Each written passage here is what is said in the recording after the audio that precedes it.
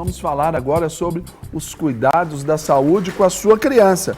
Estimativas apontam que 1 em cada 20 crianças em idade pré-escolar sofre algum tipo de problema na visão.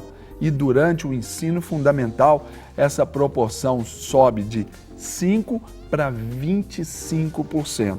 E para então tratar a respeito desse assunto, nos falar sobre os cuidados que a gente tem que ter com os nossos pequeninos, nós recebemos a oftalmologista Ângela Andrade Maestrini, que vai tirar todas as nossas dúvidas sobre esse assunto. E aqui na sua tela já tem aí o nosso WhatsApp, que já é tempo para você enviar a sua pergunta para aqui, dentro aqui do tempo que a gente terá, para a gente poder levar aqui a pergunta para a doutora Ângela, a quem cumprimentamos agora. Doutora Ângela, muito bom dia, seja bem-vinda ao nosso De Tudo Um Pouco, uma honra tê-la aqui conosco. Bom dia, Sérgio, bom dia a todos. Eu gostaria de esclarecer em relação às crianças que tudo que a gente faz, se a gente começa precocemente, se a gente começa cedo, a gente consegue tratar, identificar um problema muito melhor. No caso aí, por exemplo, da questão oftalmológica, eu tenho uma miopia, vamos dizer assim, grave, séria, assim, num grau bastante forte. E quando eu sempre ouvi na minha história, olha, miopia é uma questão hereditária, então se você tiver 2 filhos, um com certeza vai ter o problema. E então desde cedo a gente já procurou observar isso nos nossos filhos para evitar algumas consequências aí do grau aumentar tanto, já cuidar de cedo. Aí eu já quero então perguntar para a senhora, já partindo da minha experiência pessoal, levando para a senhora, e talvez é a dúvida do nosso telespectador. A partir de quando, de que idade a gente já deve preocupar-se em levar os nossos filhos aos cuidados de um oftalmologista?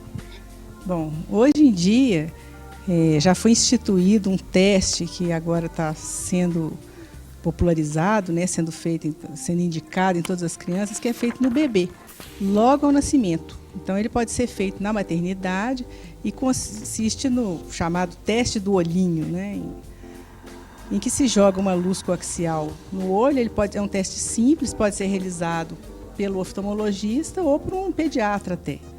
É importante a pessoa perceber o reflexo vermelho vindo do fundo do olho, o reflexo da retina. Então, se houver qualquer opacidade, se o reflexo em vez de vermelho estiver meio esbranquiçado, é sinal de que pode estar ocorrendo alguma coisa errada. A criança pode ter uma catarata congênita, pode ter persistência do vidro primário ou qualquer coisa que esteja impedindo, né? E isso posteriormente pode ser notado também. Frequentemente a gente recebe crianças que são trazidas pelos pais porque numa fotografia os olhos às vezes ficam vermelhos de todo mundo e a criança às vezes aparece um olho e está branco. E pode ser sinal de vários problemas, né? Como os mais simples, teoricamente, seriam catarata e outras opacidades, até mesmo tumores, como o retinoblastoma, que é um tumor característico da infância. Mas também pode não ser nada, pode ser só uma questão ali do flash. Pode ser. Mas o que a gente tem que despertar nos pais, doutora, é exatamente isso, aos menores sinais, já procurar uma ajuda. Isso não é, vamos dizer assim, neurose demais, não? Não. Quando tem sinais, isso é até bom, porque se a criança apresenta um olho desviado, lacrimejamento, aproxima demais para ver a televisão ou para olhar as pessoas. Essa é a pergunta aqui, inclusive, de uma das nossas telespectadoras, a Carla, que deve ser aqui de Belo Horizonte, né? O código aqui é 31. Ela diz: meu filho vê TV muito de perto. Isso é ruim para a visão dele? Ver a TV de perto. O fato de ver tão de perto é até uma questão polêmica. A pessoa pisca pouco quando está vendo televisão ou em qualquer atividade em que a pessoa tem que manter muita atenção, computador e principalmente televisão, com o olho fica aberto, meio para cima, ele tende a ressecar. Mal, assim, maior para o olho até não causa. Porém, o fato dela estar se aproximando muito na televisão é um sinal de que ela pode ter uma miopia. Pode ser só um hábito, mas pode ser um problema já mesmo de refração. Já indicando uma deficiência ali, né, para enxergar ali.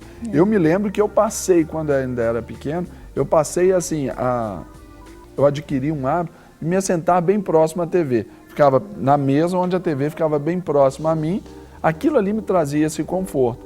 E, claro, ali depois, isso foi evidenciado quando eu entrei para a escola, onde ali eu já tinha uma dificuldade ali já bem aparente para enxergar o quadro negro. Os pais têm que ficar atentos a essas pequenas condições na vida dos filhos, né, doutor? Sim, e a escola ajuda também, porém existe uma questão muito importante que é o fato da visão se desenvolver até os 6 anos de idade, em que é formado no cérebro a área correspondente à visão. E essa visão, vamos dizer assim, neurológica, né, ela só é desenvolvida até essa idade de aproximadamente 6 anos.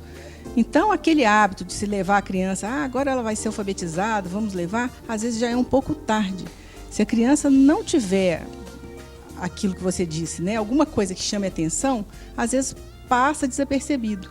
Então, a criança pode ter um microestrabismo, ela pode ter uma deficiência de grau, ela pode não estar desenvolvendo a visão em um dos olhos e aquilo não ser percebido pelos pais. Então, é importante levar a criança bem antes dessa idade para se detectar algum problema, porque aí ainda há tempo de se fazer algum tratamento até essa época dos 6 anos. Para poder estabelecer o cuidado aí.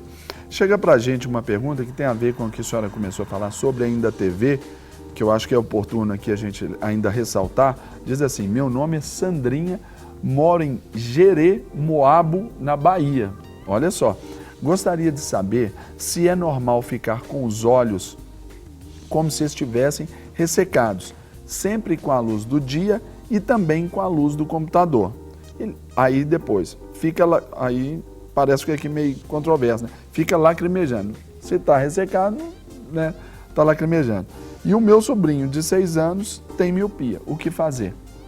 Então deve ser por causa do uso ali do computador, deve ficar ressecado, né? Aí depois lacrimeja, tem isso, doutor? Quando a gente está fazendo, como eu disse, uma atividade que exige uma atenção maior, então a gente está lendo, ou mesmo no computador, a gente tem o hábito de piscar menos. Então, ao ver televisão também, o olho fica bastante aberto, porque a televisão está mais no alto, ele tende a ficar meio seco. E se o clima estiver seco, isso acentua. E tem pessoas que têm uma tendência a ter o olho mais seco mesmo. Tem uma deficiência lacrimal. Agora, quando o olho está seco, como um reflexo, né? A glândula começa a secretar mais. Então, às vezes, mesmo com o olho seco, a pessoa às vezes lacrimeja. E às vezes é uma lágrima assim, que às vezes não é equilibrada dentro dos componentes da lágrima, que seriam a parte aquosa, lipídica e a mucosa. Elas têm que estar num equilíbrio. E às vezes a lágrima é muito aguada ou não é tão bem equilibrada e não protege tão bem o olho. Como deveria fazer. Agora, doutora, sinais, por exemplo, como dor de cabeça, também podem significar diretamente ali um problema oftalmológico. E os pais também devem prestar muita atenção. Sim, a dor de cabeça pode ser uma consequência do esforço visual. A criança, às vezes, pode ter uma hipermetropia, ter que fazer um esforço acomodativo maior para uma leitura prolongada, ou ficar tentando compensar, às vezes até mesmo a miopia, né? Tentando enxergar o que ela não está conseguindo tão bem. E às vezes esse esforço visual provoca uma contração dos músculos, né? Da pessoa fica tentando. E isso aquele acaba olhinho levando... apertado também é uma característica. Quando a criança fica assim, aperta um olho, põe assim, que é o tapa-olho ali também, isso já denota essa necessidade, não é, doutor? É um sinal também, porque se a pessoa olha por uma frestazinha, ela elimina um pouquinho a refração dos raios e melhora um pouco a visão. É um recurso que o míope às vezes usa.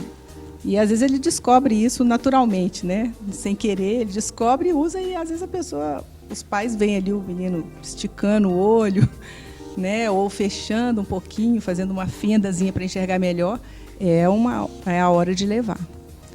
Agora a gente, como está aí também num país tropical, nosso Brasil, aí dentro, né, tanto sol, a claridade. O que é considerado normal em nível assim, de tolerância à claridade, doutor?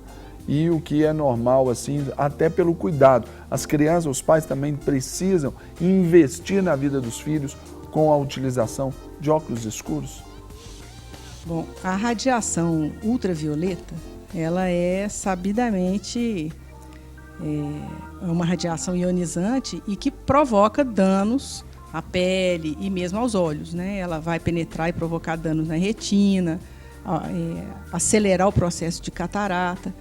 E o olho da gente filtra um pouco a radiação ultravioleta, mas não filtra totalmente. Então, a gente deve evitar mesmo, nesses horários de incidência solar muito intensa, evitar estar exposto, né, em região de praia, em que o sol, além de vir diretamente, ele reflete na areia, na água, né, e volta nos olhos.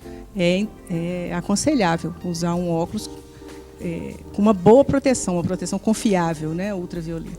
Porque às vezes os pais compram esses óculos aí que são vendidos aí popularmente, vamos dizer assim, não é? E esses óculos, quais são os danos que eles podem causar à visão dos pequeninos?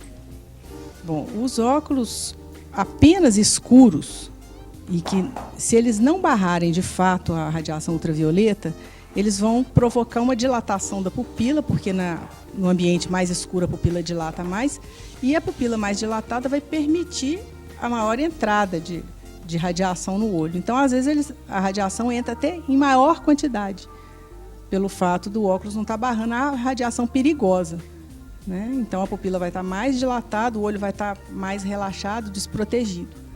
Então, é uma proteção falsa, né? É importante que os óculos tenham a certificação confiável de proteção ultravioleta. Agora, quanto aos problemas mais comuns ali que a gente conhece aí, miopia, astigmatismo, estrabismo, hipermetropia, como cuidar disso assim? O uso de lentes, é possível, por exemplo, uma cirurgia, quando que pode ser indicada, em qual caso, por exemplo, do estrabismo, ou só aquela correção mesmo com o tampão, isso ajuda? Fala pra gente sobre essas doenças aí mais comuns. Sim, em relação ao estrabismo, o principal, o mais importante é verificar o quanto cada olho está enxergando e se não tem uma dominância importante de um olho em relação ao outro, porque senão um olho, esse dominante, né, esse que está enxergando melhor, vai desenvolver a visão e o outro vai ficar para trás. E se isso for detectado, não for detectado, né, precocemente e passada essa idade em que a visão se desenvolve, até os 6 anos, isso já não vai ser possível. Então, é importante detectar se há dominância forte, né, de um olho em relação ao outro, ocluir o olho dominante para permitir o desenvolvimento da visão no segundo olho. E quando houver um desvio importante, aí o especialista em estrabismo ele vai saber a hora ideal de fazer a cirurgia. Em geral, a cirurgia, em alguns casos precisa de cirurgia, outros às vezes não, às vezes só a oclusão e a correção, né, do grau. A refração é importante. Então, tem estrabismos que às vezes relacionados à hipermetropia, que apenas a correção do grau já resolve o problema. E mesmo assim tem que ser acompanhado para se garantir que a visão se desenvolva. Agora, aqui chega uma pergunta para a gente do Ageu, de Montes Claros, Minas Gerais, e ele diz assim, quando associa miopia e astigmatismo, que tipo de lente deve se usar uma criança? O tipo de lente influencia no comportamento aí da visão, assim, deve ser, que colocou o comportamento, deve ser o desenvolvimento, né? Sim, é importante que a correção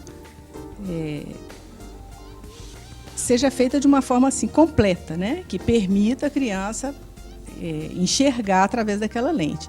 A lente é importante que seja certificada e, em geral, em crianças, a gente receita óculos, né? De material que não seja vidro, né? Um material inquebrável para que a criança não sofra acidentes. Né? Normalmente, né? Um policarbonato, Trivex, tem materiais atualmente até mais modernos, que não arranham e que permitem uma visão boa e que não causam acidentes, né? Com risco de corte.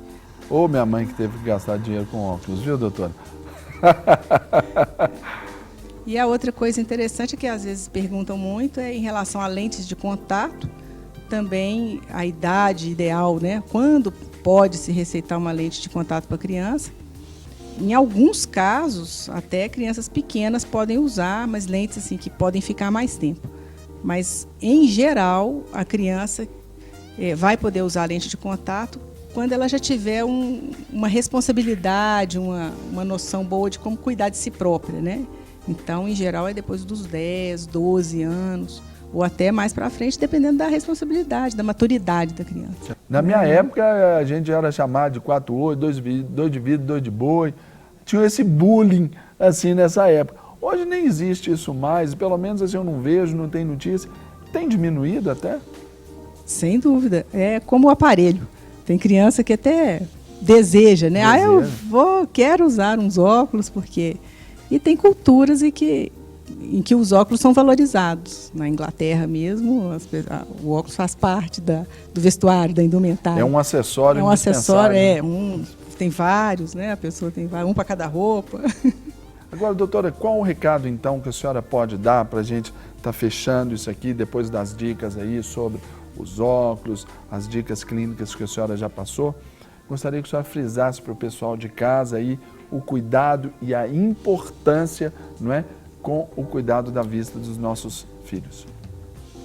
Bom, o primeiro cuidado é esse, de observar a criança. E aos primeiros sinais de que ela está tendo qualquer problema, não deixar de levar ao oftalmologista. O problema de uns óculos colocados, por exemplo, para leitura, né? Não digo nem tanto em criança, mas a pessoa... o problema que o óculos pode causar é, às vezes, se ele resolver o problema e ela não levar ao oftalmologista. É importante levar para ser examinado. E mesmo se a criança não apresentar qualquer problema, ela deve ser levada em idade precoce, antes dos 6 anos, a tempo de detectar qualquer problema porventura existente. Agora, doutora, só então uma última pergunta que me veio aqui, sobre a alimentação da criança, o quanto ela influencia, talvez, aí nessa recuperação, nesse tratamento, tipo de vitaminas que influenciam aí na visão. Bom, a vitamina principal da visão é o retinol, é a vitamina A. Mas, no entanto, todas essas as vitaminas contidas em folhas verdes, vegetais amarelos, que contêm essa vitamina, são importantes. É lógico que não só para os olhos, né, mas para a saúde em geral é importante a alimentação saudável, rica em verduras e frutas, né? E como o pessoal diz aí comumente, comer formiga é bom? Nunca vimos tamanduá de óculos, né? São esses adágios populares aí que são muito interessantes para todos nós. Doutora, conversei aqui com a doutora Ângela Andrade Maestrini, oftalmologista, que nos falou aqui sobre a saúde dos olhos dos nossos filhos. Doutora, obrigado pela presença, por ter ali aberto a sua agenda para nos abençoar aqui e nos enriquecer com conhecimento e o cuidado aos nossos filhos. Obrigado, volte sempre. Muito obrigada também, é um prazer estar aqui. Uma honra toda nossa. Gente, olha só, nós nos preocupamos com a sua vida integralmente. Então, quando a gente fala dos nossos filhos, então, o cuidado tem que ser redobrado em todos os aspectos, porque afinal de contas, eles dependem 100% da gente, não é verdade? Então, preocupe-se com seu filho.